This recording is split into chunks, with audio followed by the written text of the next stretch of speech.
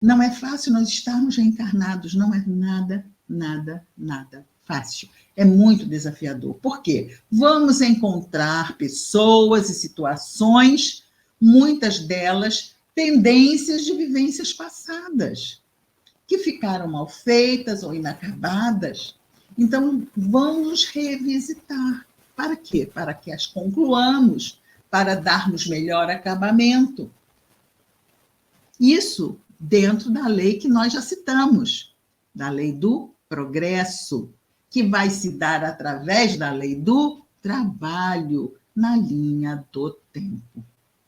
Então, nós temos um propósito de estar aqui.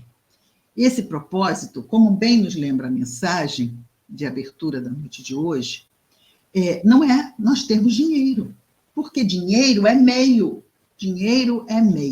não é fim. Nós não viemos aqui, não reencarnamos para ter dinheiro, nós reencarnamos para melhorarmos como seres humanos. O dinheiro vai ser o quê? Um recurso importante até para a nossa manutenção. Mas não dá para inverter, porque se invertermos, acabamos nos tornando vítimas de nós mesmos. Mas e se acontece? E se acontecer? Nenhuma desgraça decorrerá disso. Por pior que pareça, qualquer história que nós pensarmos, que essa história daquele ser humano é péssima, aquela encarnação ele mandou muito mal. Mas nós somos imortais. E todo mal feito será reparado no momento certo, em que aquele espírito perceber o equívoco, se arrepender, porque o arrependimento é a linha divisória entre o erro e a reparação. Sem arrependimento, o arrependimento advém no momento em que eu reconheço que eu errei. Parece simples, mas para nós, espíritos de um mundo de provas e expiações, reconhecer o erro demanda o quê? Uma virtude muito, muito maravilhosa, que é o quê? Humildade. Reconhecer que errei. E nós sabemos, e podemos dizer, mas todo mundo erra. Sim, eu sei disso. Mas por que às vezes nos é tão difícil reconhecermos que erramos? Mas eu vou ter que reconhecer para aquela pessoa? Eu não queria ter errado com aquela pessoa. E aí não estamos com aquela pessoa também por acaso. Não estamos naquele contexto também por acaso. Às vezes é um erro que eu já estou carregando há muito tempo e que venho me apegando a este erro simplesmente por dificuldade de reconhecer que não é a melhor ideia, que realmente existe um caminho melhor.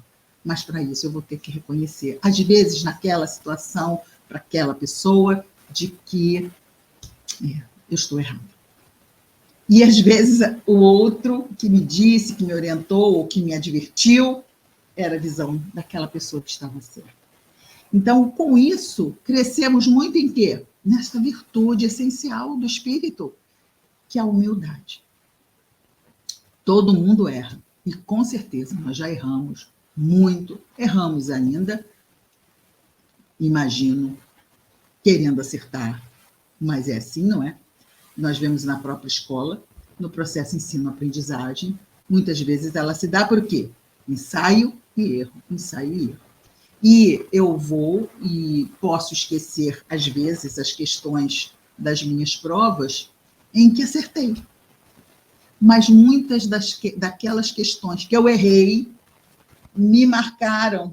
E aquele conteúdo, não sei por quê, é aquilo ali que eu não esqueço. Eu não esqueço porque, olha, aquilo ali me afastou daquela nota que estava ali para mim. Eu falei assim, gente, como foi que eu errei nisso? E aí eu não esqueço mais. É incrível como o erro, para nós, também tem um valor muito significativo. Mas esse valor só virá quando? Quando eu o reconhecer como um erro. Porque muitas vezes, quando é o professor corrigindo, né? Ele vai lá com a canetinha vermelha, faz tica, tica, tica. Na hora do erro, ele vai, faz aquele círculo lá, aquele zerinho, né, bonito, que ele faz aquela rodinha vermelha na questão, e a gente questiona, fala assim, não, mas isso não está errado, o professor não entendeu, e a gente fica defendendo o erro. Isso apenas para nós fazermos um paralelo na nossa vida, em que nós estamos errados e ficamos defendendo o nosso erro, porque Deus que está errado. Ora, claro, não é? Claro, claro que Deus errou, porque Deus é falível, Deus não sabe de nada. Nós é que estamos sabendo, então nós temos que ensinar a Deus, não é isso? Existiu um ditado antigo, bem antigo, até católico, não é? Ensinar o padre a rezar a missa. Quer dizer, olha, quem é que sabe rezar a missa? É o padre. A pessoa chega na missa naquela hora, nunca viu, mas está lá dando pitaco, né, de como é que se faz. E às vezes os filhos fazem isso com os pais, não é? Às vezes uma pessoa que está chegando numa empresa, numa situação, que não viveu ainda aquilo, e diante de uma outra pessoa que já tem aquela bagagem de estrada, e não é nada disso, você está errado, é outra coisa. O que se diz para a pessoa?